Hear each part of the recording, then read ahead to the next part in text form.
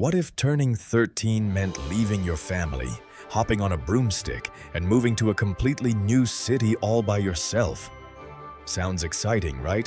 But what if your one special talent suddenly stopped working when you needed it most?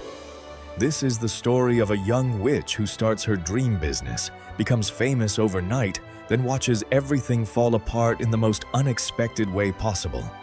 And trust me, the reason she loses her powers isn't what most people think. By the end of this recap, you'll discover the hidden message that makes this one of Studio Ghibli's most inspiring movies ever made. Grab your broom and let's fly. Meet Kiki, a cheerful 13-year-old witch in training. In her world, every young witch follows an ancient tradition. Once they turn 13, they must leave home and spend an entire year living independently in a new city. No parents, no safety net, and no backup plan. Imagine being 13 and suddenly having to pay rent. Yeah, terrifying. Kiki is excited though. She's optimistic, energetic, and ready to prove herself. Accompanied by her sarcastic black cat, Gigi, she hops onto her broom and sets off into the night. After a long journey, she discovers a beautiful seaside city. The place is huge compared to her quiet hometown.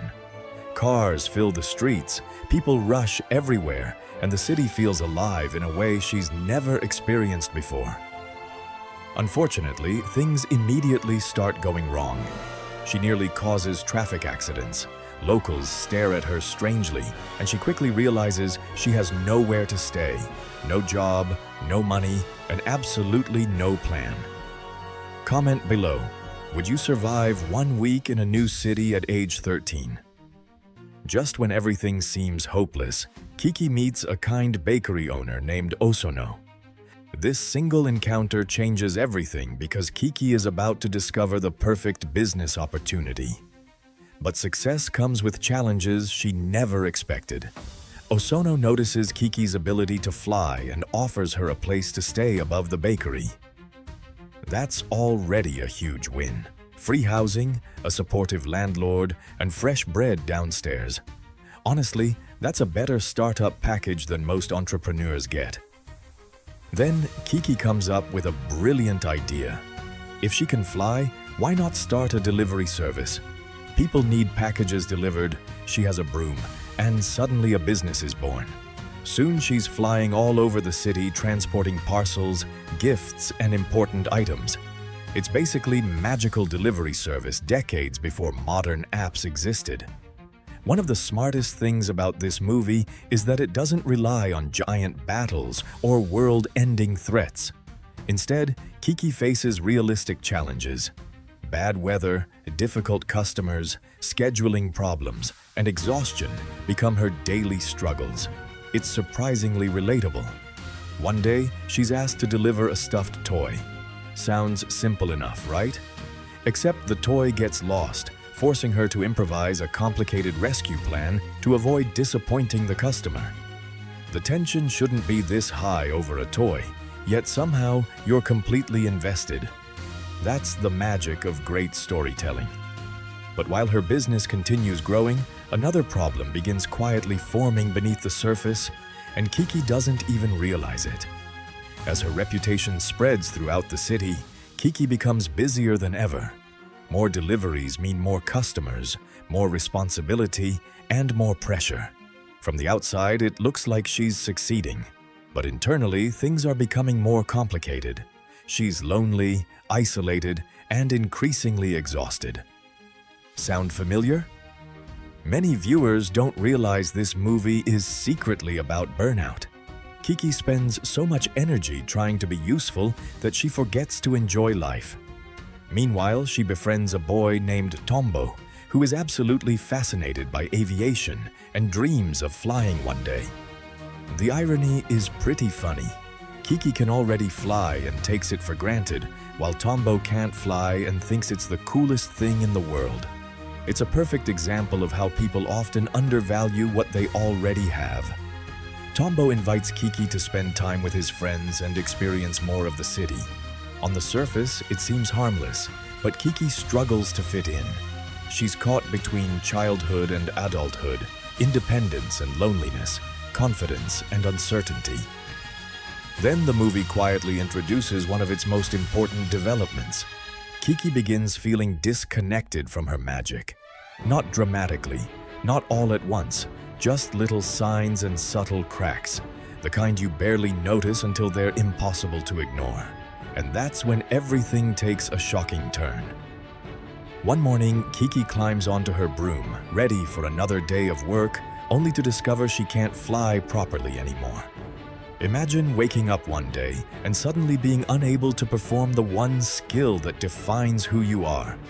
That's exactly what happens to her. At first, she assumes it's temporary. Maybe she's tired, maybe she's stressed, maybe it's just a bad day. But things continue getting worse. Soon she discovers something even more heartbreaking. She can no longer understand Gigi, her lifelong companion and closest friend. The connection they've shared since childhood suddenly seems broken. What's fascinating is that the movie never gives a simple magical explanation for this problem. There are no curses, villains, or ancient spells responsible. Instead, the real cause appears to be emotional. Kiki is struggling with self-doubt, exhaustion, and a loss of confidence. The same kind of burnout experienced by artists, students, creators, and entrepreneurs in real life. That's why this movie hits differently when you're older. Kids see a witch losing her powers. Adults see someone losing their sense of purpose. And honestly, that's much scarier. As Kiki's confidence crumbles, her business suffers. The bright and energetic girl we met at the beginning slowly disappears beneath anxiety and frustration. For the first time, she genuinely doesn't know who she is anymore. The solution isn't hidden in a spellbook or waiting at the end of some magical quest. Instead, it's hidden somewhere much deeper. At her lowest point, Kiki meets Ursula, an artist living peacefully in a forest cabin. This character becomes incredibly important because she understands exactly what Kiki is going through. Ursula talks about creativity, inspiration, and the experience of losing motivation. She explains that sometimes talent seems to disappear when we push ourselves too hard. Sometimes the answer isn't working harder, but reconnecting with the joy that inspired us in the first place. It's one of the most mature conversations in any family movie. Kiki begins slowly healing, not instantly and not magically.